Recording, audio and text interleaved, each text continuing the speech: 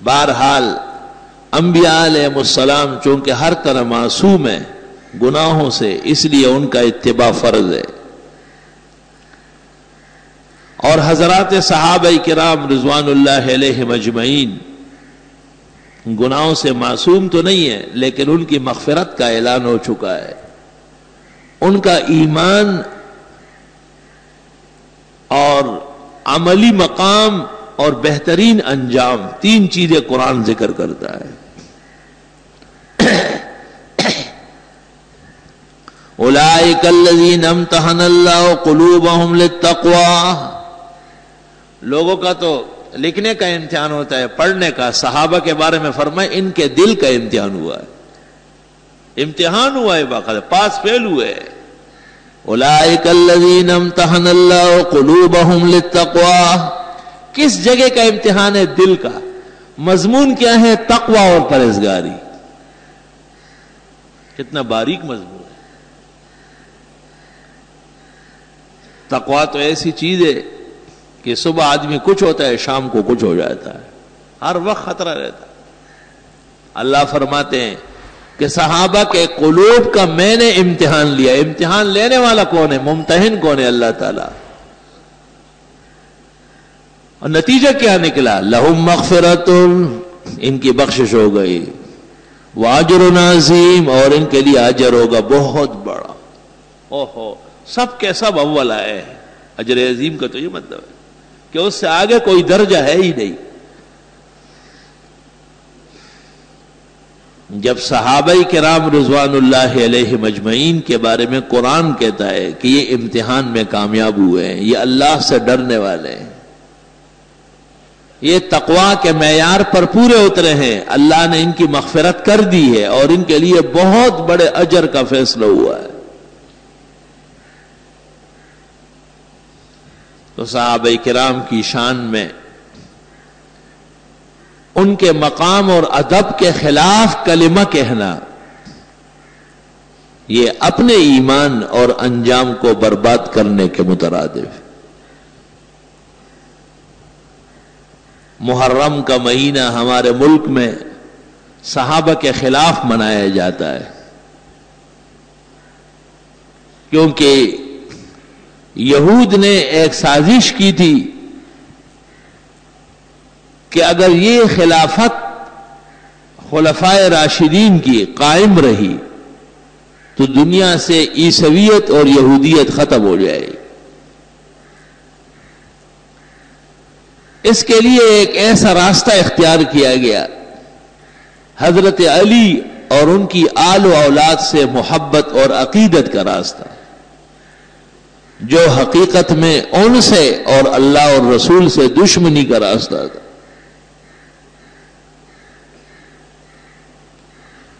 یہ بات صرف میں بحیثیت ایک سنی عالم کے نہیں، شیعہ مذہب کی مشہور کتاب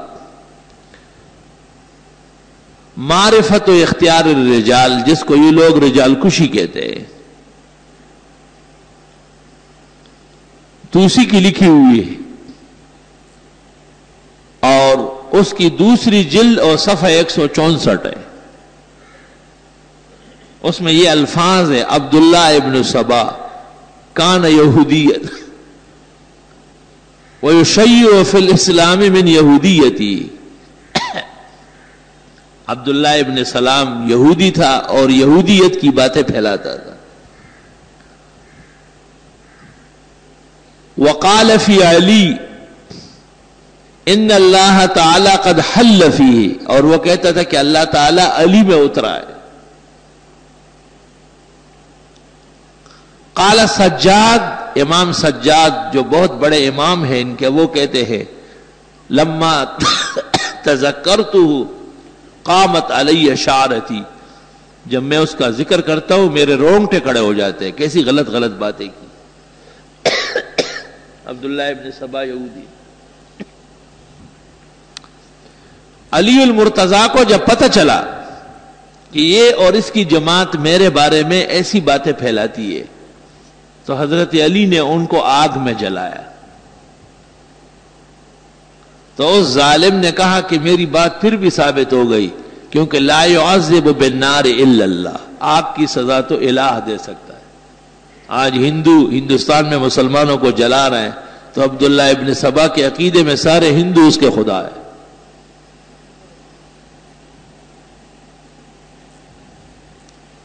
آگے یہ جملہ ہے وَهُوَ أَوَّلُ مَنْ أَظْهَرَ الْقَوْلَ بِوِلَایَةِ عَلِی وَأَكْفَرَ مُخَالِفِیهِ، وہ پہلا شخص ہے جس نے حضرت علی کے بارے میں کہا کہ وہ پہلا خلیفہ ہے، اور علی کے علاوہ ابو بکر، عمر اور عثمان کو کافر کہا ہے۔ یہ پہلا شخص ہے۔ وَهُوَ أَوَّلُ مَنْ أَظْهَرَ الْقَوْلَ بِفَرْضِ وِلَایَةِ عَلِی وَأَكْفَرَ مُخَالِفِیهِ۔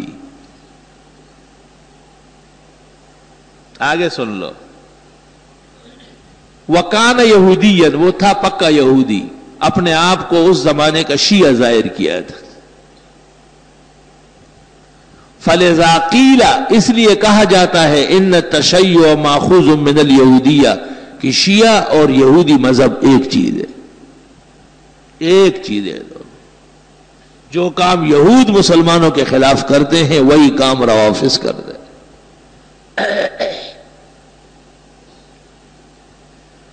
کہتے ہیں جی کوئی ایسی بات نہ کہی جائے کسی کی دل آزاری ہو، یہ ہم کہہ رہے ہیں، یہ تو روافض کی معتبر کتاب معرفت اختیار و معرفت الرجال، دوسری جلد صفحہ 164، جو جس وقت جب دیکھنا چاہے میں دکھاتا ہوں۔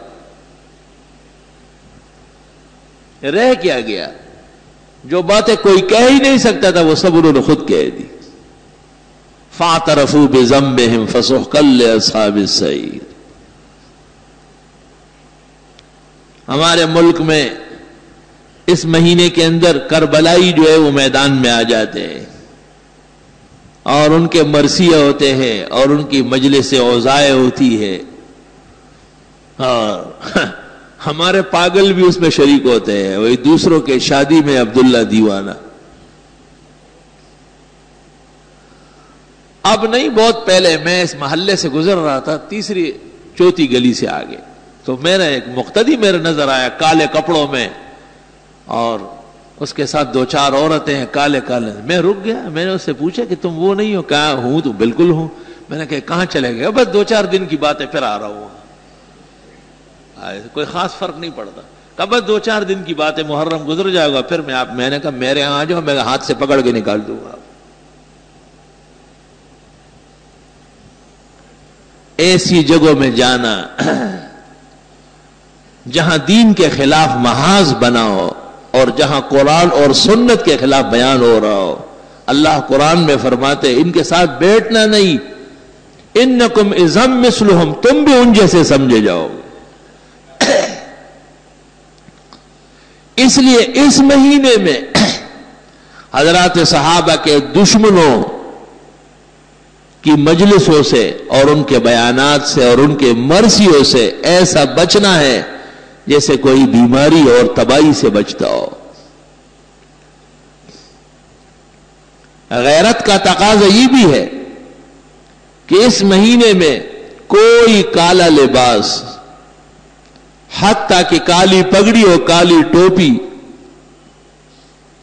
یہاں تک کہ کالے رنگ کا جبہ بھی محرم کے مہینے میں استعمال نہ کیا جائے، تاکہ تشبہ نہ ہو بالمفسدین والظالمین والکافرین۔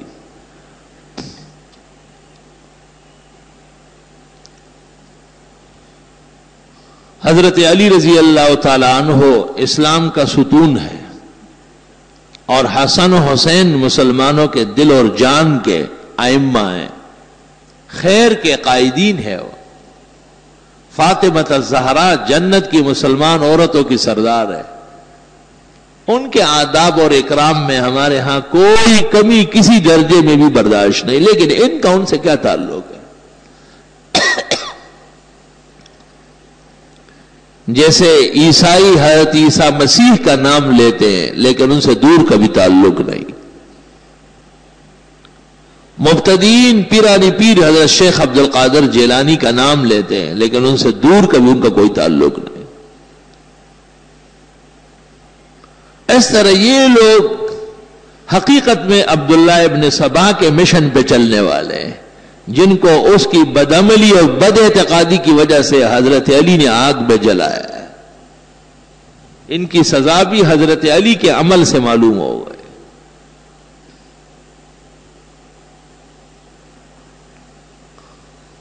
پورے ملک پر ایک قسم کے رفض کی حکومت کا اثر دکھاتے ہیں، پورے ملک پر۔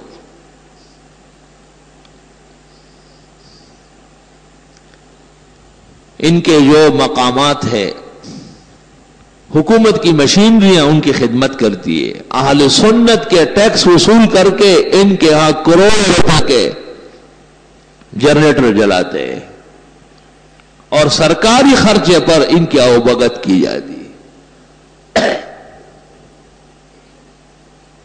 ایک ایسا مرد مومن اور غیرتی نہیں آتا جو ان کے ساتھ حساب کر لے۔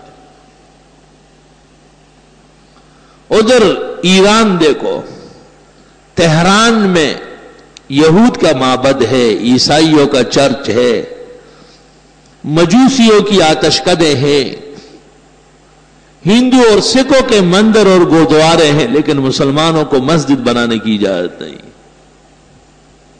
اور یہ تاریخ کے ہاں مسلمہ ہے، مصدقہ بات ہے۔ مسلمان عید اور جمعہ مسلمانوں پاکستان کے سفارت خانے میں یا اور کسی ملک کے جا کے پڑھتے ہیں، اور جب کہتے ہیں آپ تو کہتے ہیں آپ مکہ مکرمہ اور مدینے میں ہمارا امام باڑہ بنوائے۔ دیکھیں، مطلب یہ کہ یہ اپنے تہران کو مکے اور مدینے کے برابر سمجھتے ہیں، تو یہ جائز ہے۔ حضرت علی یا حسن حسین تہران میں پیدا ہوئے تھے، تہران کے ساتھ کیا واسطہ ہے؟ یہی تو سرکش اور باغی کی نشانی ہے کہ غیر ضروری چیز کو طے کر لو اور پھر اس کو اسلام کے مقابلے میں کھڑا کر دو۔ یہی تو کفار کی نشانی ہے، اور کیا ہے؟ سینگ ہوتا ہے کافر کا کیا؟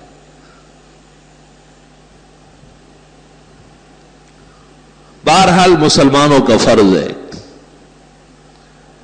کہ وہ اپنے دینی عقائد ان کا تحفظ کر لے۔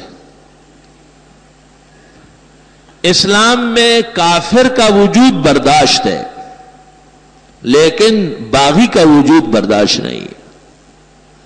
اس لیے جو لوگ اسلام لائے ہیں اور پھر وہ اسلام چھوڑ دے تو انہیں مسلمانوں نے کہا اسلامی حکم یہ ہے کہ انہیں قتل کیا جاتا ہے۔ یہ باغی ہے، سرکش ہے۔ لیکن جو ہندو اور سکھ یا یہودی اور عیسائی آباد ہے وہ رہ سکتے ہیں، ان کا وجود برداشت ہے۔ وجہ یہ ہے کہ اسلام کو اور اسلامی عقائد و اعمال کو جو تکلیف اور صدمہ باغی اور سرکش سے پہنچتا ہے وہ کسی اور چیز سے نہیں پہنچ سکتا ہے۔ اس لیے محرم الحرام کا مہینہ دشمنوں کے طور طریقوں سے منانا جائز نہیں۔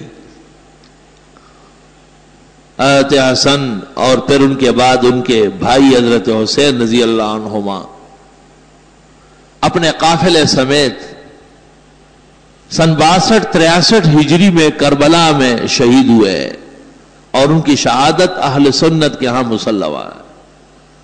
ابن تیمیہ منہاج السنت النبویہ فی رد الشیعۃ والقدریہ میں لکھتے ہیں والحق ان الحسین قتل مظلوما، واقع حسین کے ساتھ ظلم ہوا، لیکن اس کا یہ مطلب ہے کہ آپ بند روڈ بلاک کر لیں اور بنس روڈ پر رونا دھونا شروع کر لیں۔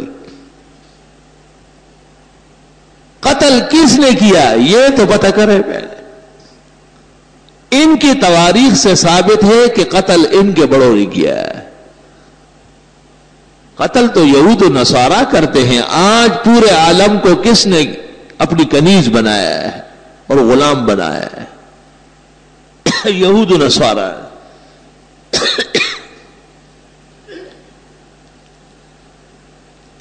نہتے مسلمانوں پر جو بمبار ہو رہا ہے اور ان کی عورتیں اور بچے جھلس کر کے راک ہو جاتے ہیں، یہ خبریں روزانہ آپ اور ہم اخبارات میں پڑھتے ہیں۔ یہ کون کر رہا ہے؟ یہود و نصارہ۔ طالبان کا کیا قصور تھا سوائے اس کے کہ وہ پورے اسلام کے پابند؟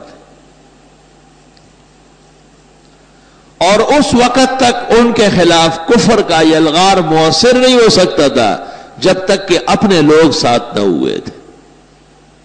اور یہ تاریخ قیامت تک رہے گی کہ ایک دور و زمانہ ایسا آیا کہ کچھ غریب الحال مسلمانوں نے بڑی کوشش کر کے ایک اسلامی ملک بنایا اور یہود و نصارہ کے ایجنٹوں نے مل کر کے اسے سبوتاژ کر دیا. اور یہ کہ جی ہم محفوظ ہو گئے 100% غلط ہے. ہم اب بھی اسی طرح غیر محفوظ ہیں اور ان کے رحم و کرم پر ہے. آج وہ پکتیا کے علاقے میں اور خوست میں فارسی اور پشتو میں لکھے ہوئے پرچے گرا رہے ہیں کہ طالبان اور القاعدہ سے ہٹ جاؤ ورنہ مرنے کے لیے تیار ہو جاؤ. وہ وقت دور نہیں ہے کہ یہی پرچے یہاں کراچی اور لاہور اور اسلام آباد میں گریں گے کہ تمہارے ہاں بھی طالبان اور القاعدہ کے لوگ ہیں، ان کو ہمارے حوالے کر دو ورنہ مرنے کے لیے تیار ہو جاؤ. جو جلاتا ہے خود اس کو بھی جلنا ہے ضرور، شمع جل جاتی ہے پروانے کے جل جانے کے بعد. جو دوسروں کے قتل عام پر راضی ہو وہ کبھی بھی بچ نہیں سکتا. اور مسلمانوں کو ہندوستان میں ہندو 200-100 آدمیوں کو ایک جگہ جمع کر کے اس بہانے بلا لیتے کہ ہم تمہیں امن دیتے ہیں، اور پھر دوسری طرف سے ہندوؤں کو بلا کر ان پر تیل چڑھا کر انہیں آگ لگائی جاتی. یہ سب ہم پڑھتے ہیں اخبارات میں.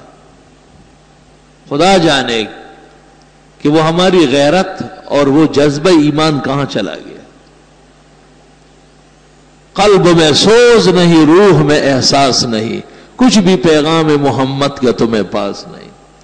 اور ہمارے ماسٹر صاحب نے صرف ایک بیان داغا، بڑا افسوس ہے. ہندوستان کو خیال کرنا چاہیے. یہ بیان ہے، یہ بیان تو اس شخص کا ہونا چاہیے جو کسی ایک کمرے اور ایک گھر کا بڑا ہو. آپ تو پورے ملک کے مسلمانوں کے سربراہ ہیں. آپ کا فرض یہ ہے کہ آپ انہیں الٹیمیٹم دے کہ خبردار 24 گھنٹے کے اندر اندر ایک مسلمان اور قتل ہوا تو ہم آپ کے خلاف انتہائی قدم اٹھائیں گے. لیکن آپ کیسے اٹھا سکتے ہیں کہ آپ کسی اور کے ریاست کے بڑے بنے ہوئے ہیں. ریاست امریکہ کی ہے اور ہم اس کے رعایا ہے، اور یہ اس رعایا کا ماسٹر صاحب ہے. فلا حول ولا قوت الا باللہ. افسوس ہمارے بڑے لکھے پڑے لوگ آ جاتے ہیں اور وہ جب بات کر لیتے ہیں تو پتہ چلتا ہے کہ صرف قد و قامت میں بڑا ہے، عقل میں صفر ہے. بظاہر انگریزی کی بہت بڑی ڈگری اس کے پاس ہے لیکن دین میں ایک طفل مکتب کے برابر نہیں ہے. غیرت اور ایمان حقیقت میں ایک ہے. ان الغیرت من الایمان.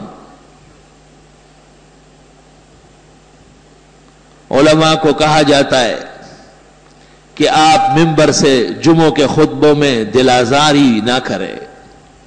ان کی دل آزاری ہوتی ہے جو اپنے ہاں صحابہ کو کافر اور حضرت عائشہ کو زانیہ اور قرآن کو من گڑت کتاب کہتے ہیں. وہ خیر ہے، وہ ان کا عقیدہ ہے. اور اگر ہم یہاں سے کہیں کہ یہ جھوٹ بول رہے اور غلط کہتے ہیں اور یہ کفار کے عقیدے ہیں تو یہ دل آزاری کی بات ہو گئی. فإلی اللہ المشتکا. وہ تو اپنے ہاں ام المومنین عائشہ صدیقہ اور عثمان اور عمر اور ابو بکر صدیق جیسے کبار اہل ایمان کے خلاف بیان دے، یہ ان کا عقیدہ، اجازت ہے انہیں. اور اگر ہم لوگوں کو یہ کہیں کہ یہ جھوٹ بول رہے، غلط بیانی کرتے، ان کے کسی عقیدے اور فکر کا اسلام میں ثبوت نہیں، تو کہتے ہیں او ہو آج پھر بڑی دل آزاری کی باتیں کہیں. پتہ نہیں دل کس کو کہتے ہیں اور آزار کس کو کہتے ہیں. یہ کمکلوں کی باتیں ہمیں سمجھ نہیں آئی. اگرچہ بت ہے جماعت کے آستینوں میں، مجھے ہے حکم ازاں لا الہ الا اللہ.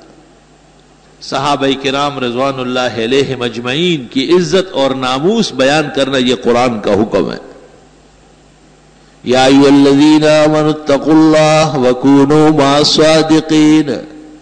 اے ایمان والو اللہ سے ڈرو اور سچوں کے ساتھ ہو جاؤ. سچے کون ہیں؟ صحابہ کرام، جن کی تصدیق قرآن و سنت نے کی۔ امام جعفر صادق سے کسی نے پوچھا، جن کو یہ لوگ اپنا امام سمجھتے ہیں، کہ تلوار کا دستہ سونے یا چاندی کا ہو سکتا ہے؟ تو انہوں نے کہا کہ ہو سکتا ہے۔ کہا دلیل کیا ہے؟ کہا کہ ابوبکر صدیق کی تلوار کا دستہ چاندی کا تھا۔ تو اس رافضی نے کہا کہ اوتقول لہ صدیق، آپ بھی ان کو صدیق کہتے ہیں؟ تو امام جعفر صادق نے کہا اقول لہ صدیق صدیق صدیق ومن لم یقل لہ صدیق فلا صدق اللہ فی الدنیا والآخرہ۔ میں تو حضرت کو صدیق کہوں گا، جو ابو بکر کو صدیق نہ مانے اللہ اس کو دونوں جہانوں میں جھوٹا کر دے۔ یہ تو دونوں جہانوں کے جھوٹے ہو چکے ہیں اپنے اماموں کی بد دعاؤں سے۔ معرفت و اختیار الرجال جلد 2 صفحہ 317۔